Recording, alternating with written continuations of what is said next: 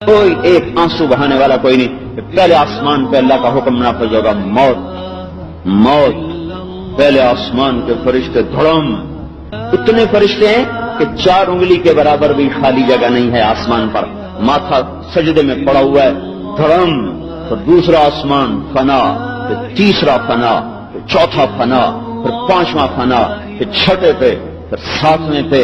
ایک دم آسمان کی مخلوق کا صفایا ہو رہا ہے. نورانی مخلوق بھی آج موت کی کڑواہٹ کو چکھ رہی ہے. پھر اللہ تعالیٰ عرش کی طرف متوجہ ہوگا، کہے گا عرش کے فرشتوں کو موت دے دو. تو 4 اس وقت فرشتے ہیں، قیامت کے دن 8 ہوں گے، ابھی 4 گریں گے. عرش اللہ کے امر پر کھڑا ہو جائے گا. پھر اللہ تعالیٰ فرمائیں گے جبریل مر جائے، میکائیل مر جائے.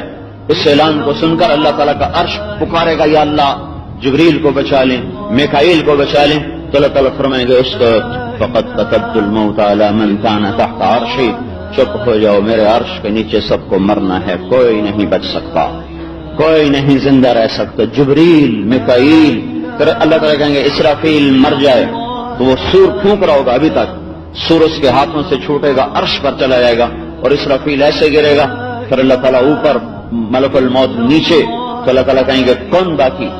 تو وہ کانپتے ہوئے کہے گا بس یا اللہ میں باقی، اوپر تیری ذات باقی. تو اللہ تعالیٰ فرمائیں گے موت مر جا، تو بھی میری ایک ادنا مخلوق ہے، آج تجھے بھی موت کا پیالہ پینا ہے. وہ ایسی چیخ مارے گا اگر انسانیت اور جنات ہوتے تو ان کے کلیجے پھٹ جاتے، پر وہ تو پہلے ہی مر چکے ہیں. ملک الموت کو مارنے کے بعد اللہ تعالیٰ فرمائیں گے من کان لی شریکا فلیأتہ، اب ہے کوئی میرا شریک تو میرے سامنے آئے. سب ختم میرے بھائیوں. اس مٹ جانے والے گھر، اس ٹوٹ جانے والی جھوک، اس اجڑ جانے والی سرائے پر اپنا سب کچھ لگا دینا، اس سے بڑی کوئی دنیا میں نادانی کوئی نہیں. تو کہر سو حوث کو چھوڑ میاں، مت دیس بدیس پھرے مارا، قذاق اجل کا لوٹے ہے دن رات بجا کر نقارا. دیکھو کیسے جوان بچے کو لے گیا.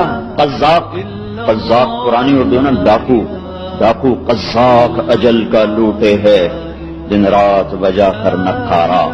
جوان بچے کو اٹھا کے لے گیا، بوڑھوں کو چھوڑ گیا، جوان کو لے کر نقارے بجاتا ہوا کہ آ رہا ہوں آ رہا ہوں، روک کے دکھاؤ روک کے دکھاؤ. قذاق اجل کا لوٹے ہے دن رات بجا کر نقارا. کیا بدیا بھینسا بیل شتر، کیا گونی پلہ سر بھارا، کیا گیہوں چاول موٹ مٹر، کیا آگ دھواں اور انگارا، سب ٹھاٹ پڑا رہ جائے گا جب لاد چلے گا بنجارا. بھائیو اللہ نے اس کو مٹانا ہے. مسافر بن کے چلو، اپنی آخرت کو سامنے رکھ کر چلو. پھر اس سے اگلا دن ہے، اس سے اگلا دن آئے گا، اس سے اگلا دن آئے گا جب اللہ نے سب کچھ مٹا دیا. پھر اعلان کرے گا ہاں این الملوک، بادشاہ کہاں ہے؟ این الجبارون، ظالم کہاں ہے؟ این المتکبرون، تکبر کرنے والے کہاں ہیں؟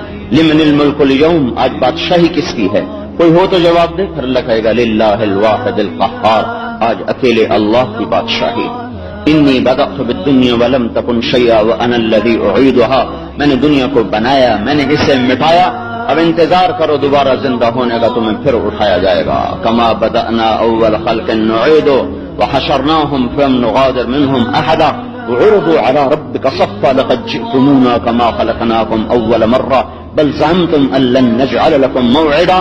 تم کہتے رہے پتہ نہیں کون زندہ کرے گا، کیسے زندہ کرے گا. ایک آواز، وہی آواز جس سے موت کا پیغام دیا تھا، اسی آواز کو زندگی کا پیغام بنایا. اور ایک آواز ونفخ فی الصور، ایک آواز آئی فاذا هم من الاجداث الى ربهم ينسلون. قبریں پھٹ گئیں، لوگ نکلے، مرد عورت، پورے جوان، ننگے بدن، ننگے پاؤں، ننگے سر، میدان محشر کی طرف سفر چل رہا ہے. فتاتون افواجا، 3 قسم کے لوگ ہیں. کچھ لوگ پیدل چل رہے ہیں، کچھ لوگ سواریوں پہ چل رہے ہیں، کچھ لوگ سر کے بل چل رہے ہوں گے، سر کے بل. تو ایک صحابی نے کہا سر کے بل کیسے چلیں گے یا رسول اللہ؟ کہ جس اللہ نے ٹانگوں پر چلائے وہی سر کے بل چلائے گا. جس کو اللہ نے پکڑ لیا اور اس کو فیصلہ آباد سے ملک شام تک سر کے بل چل کے جانا پڑا، اس کا تو اسی میں حشر ہو جائے، وہ اسی میں ختم ہو جائے گا. لیکن ہے آج موت مر رہی ہے، باقی کوئی نہیں مر رہا. آج موت کو موت آنی ہے. اللہ سب کو اکٹھا کر رہا ہے، اور اس کے بعد اللہ تعالیٰ کا عرش آئے گا، وَيَحْمِلُ عَرْشَ رَبِّكَ فَوْقَهُمْ يَوْمَئِذٍ ثَمَانِيَةٌ، اللہ کا عرش سروں پر آئے گا، اس کو 8 فرشتوں نے اٹھایا ہوگا، اور وہ تسبیح پڑھیں گے سبحان ذی الملک والملکوت، سبحان ذی العزت والجبروت، سبحان الحی الذی لا یموت یمیت الخلائق ولا یموت، سبوح قدوس یمیت الخلائق ولا یموت۔ اس تسبیح، اس کی آواز ہوگی، اس کی ہیبت ہوگی، جب یہ عرش سروں پر آئے گا تو ساری دنیا بے ہوش ہو کے گر جائے گی۔ ہمارے نبی نے فرمایا سب سے پہلے مجھے ہوش آئے گا، سب سے پہلے مجھے ہوش آئے گا، میں دیکھوں گا موسیٰ علیہ السلام عرش کا پایا پکڑ کے کھڑے ہوں گے، ایسے موسیٰ علیہ السلام عرش کا پایا پکڑ کے کھڑے ہوں گے، اس کے بعد باقی مخلوق کو ہوش آئے گا، پھر اللہ سب سے پہلے ابراہیم علیہ السلام کو کپڑے پہنائے گا، پھر ہمارے نبی کو کپڑے پہنائے گا، پھر انبیاء کو کپڑے پہنائے گا، پھر اللہ اذان دینے والوں کو بلائے گا آؤ بھائی آج شفیع کو کپڑے پہناؤ۔ گلستان کالونی والے ننگے اور شفیع نے کپڑے پہنے ہوں گے، جس کو یہ سمجھتے ہیں یہ 2 ٹکے کا نوکر ہے، یہ ہمارا 2 ٹکے کا ملازم ہے، اس کو کپڑے پہنائے جائیں گے، اور یہ سارے جو چودھری بیٹھے ہوئے اور یہ جو ہم کھڑے ہوئے ہم سب ننگے مؤذن کے کپڑے ہوں گے، اطول اعناقا یوم القیامہ، سب سے اونچے مقام پر مؤذن کھڑے ہوں گے قیامت کے دن، سب سے اونچے مرتبے پر کھڑے ہوں گے۔ ایک دفعہ حضرت علی نے فرمایا ہے کاش میں حضور سے یہ وصیت لکھوا لیتا کہ آپ کے بعد آپ کی مسجد میں میرے بیٹے حسن حسین اذان دیں گے اور کوئی اذان نہ دے گا،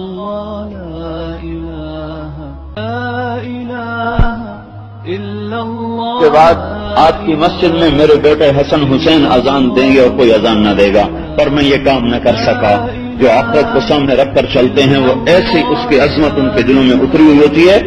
تو 4تھے نمبر پر مؤذن کو کپڑے پہنائے جائیں گے، اس کے بعد اللہ جس کو چاہے گا پہنائے گا، جس کو چاہے گا پہنائے گا، پھر اس کے بعد کوئی نہیں آتا کہ کس کو پہنائے گا، بہتوں کو اس کے بعد بھی پہنائے گا، لیکن اس کی اپنے اختیار پر ہوگا، اپنی ثواب دید پر ہوگا، پھر اللہ تعالیٰ